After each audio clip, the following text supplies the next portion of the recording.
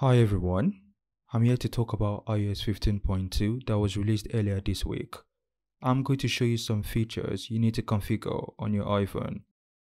Let's go. Legacy Contact. This allows you to assign one or more of your contacts as people will be able to gain access to your Apple ID and iPhone data in the event of your death. Your legacy contact has to provide a copy of your death certificate before they can gain access to your iPhone data. To access or add your legacy contact in your iPhone, go to Settings and select Apple ID iCloud Media and Purchases at the top. Select Password and Security. Select Legacy Contact. Select Add Legacy Contact and select Add Legacy Contact. And you search for your legacy contact. So mine is going to be Legacy. I'll select Legacy and select Continue. You can also print a copy of this access key and share with your legacy contact. This is how you add a legacy contact on your iPhone device. Hide My Email. You can use Hide My Email directly from the mail application after installing iOS 15.2.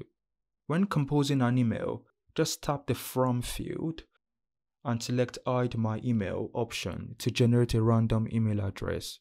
This tool is available to everyone who has an iCloud Plus plan, which starts at $0.99 per month, and it's a useful tool to protect your email address. App Privacy Report. This is one of the biggest features of iOS 15.2. To access your privacy report on your iPhone device, go to Settings on your iPhone, scroll down and select Privacy. Scroll down and select App Privacy Report. Enable it. As you can see, you see how often apps have accessed your location, photos, camera, microphone, contacts and more during the last 7 days, as well as their network activity. Apple users can now search within their playlist.